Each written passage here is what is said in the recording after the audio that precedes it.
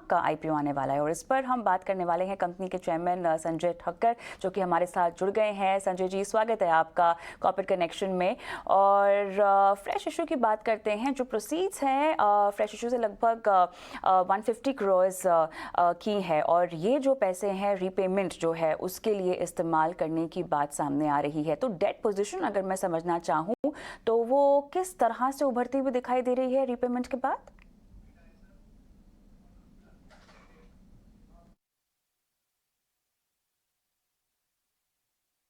पहले तो मैं ये एक बात आपके समक्ष रखना चाहूँगा कि ये बेहद खुशी की बात है कि एक Indian auto retail player finally public जा रहा है। ये America, China, south America, Europe में कई लिस्टेड प्लेयर्स हैं, बट इंडिया जो अभी थर्ड लार्जेस्ट मार्केट बनने जा रही है, अब तक कोई इसमें लिस्टेड प्लेयर नहीं था। अब तक लोग अपने family capital, family management bandwidth पर ही रिलाय कर रहे थे। और अगर देश को आगे बढ़ना है तो मैं ये ऐसे ही मैं मानता हूँ कि ये चीज़ स्ट्रक्चर्ड कैपिटल और ऑर्गेनाइज्ड रिटेल उसमें काफ़ी अहम भूमिका निभाएगा। हम जो 150 करोड़ अप्रोक्सीमेटली रेस कर रहे हैं, उससे हमारी डेट पोजीशन जो खाली वर्किंग कैपिटल डेट है, ज़्यादा हमारे पास लॉन्ग टर्म डेट नहीं है, वो शायद आधी हो जाएगी ये आने के बाद। और इसमें हमारा इंटरेस्ट लगभग 9% पर हम लोग आज बोरो कर रहे हैं। तो उस प्रकार से ये हमारा पैसा बचेगा और कंपनी की बैलेंस शीट इससे मजबूत होगी। चलिए, तो यहाँ पर आपका प्लान तो काफ़ी रोबस्ट दिखाई दे रहा है, लेकिन संजय जी, ग्रोथ आउटलुक 2023 के लिहाज से और अगर एक्सपेंशन प्लान्स में समझना चाहूँ इस कैलेंडर ईयर में, तो क्या आप हमें बता सकते हैं? और आउटलेट्स एडिशंस को लेकर कोई ख़ास प्लानिंग है क्या?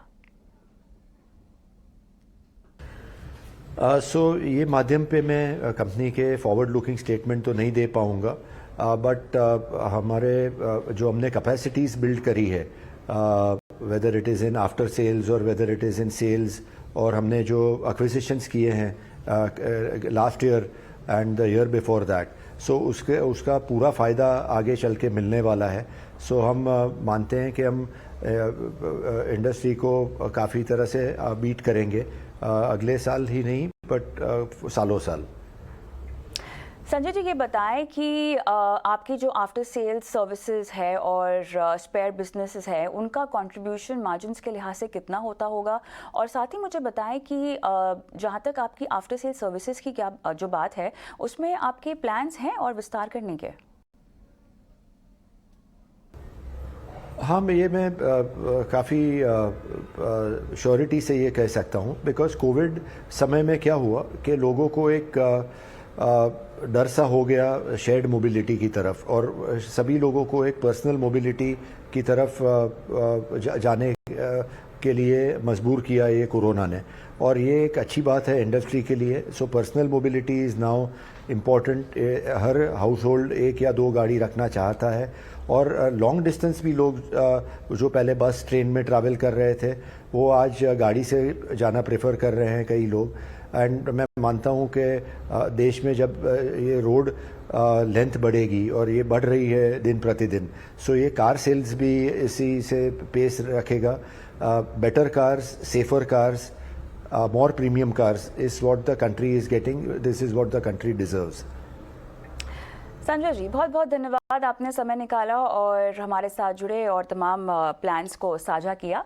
लेकिन हम अब इस आईपीओ पर बात करना चाहेंगे। शेयर इंडिया से रवि सिंह हमारे साथ जुड़े हुए हैं। तो रवि, कल आने वाला है लैंडमार्क का आईपीओ, आपने बात सुनी मैनेजमेंट की और आपकी खुद की भी रिसर्च तो होगी ही, इस पर बताएं।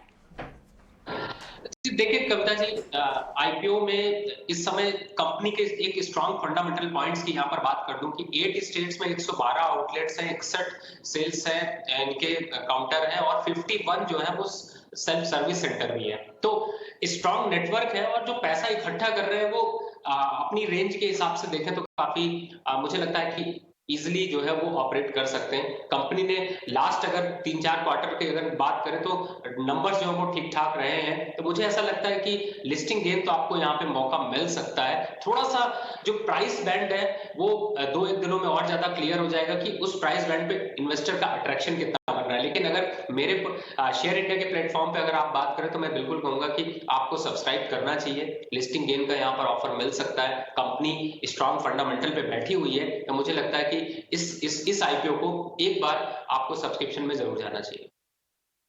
और राइट, और इसी के साथ रवि आपका मैं धन्यवाद देती हूँ, समय निकाला और आज पूरे शो के दौरान दर्शकों को, निवेशकों को गाइड किया।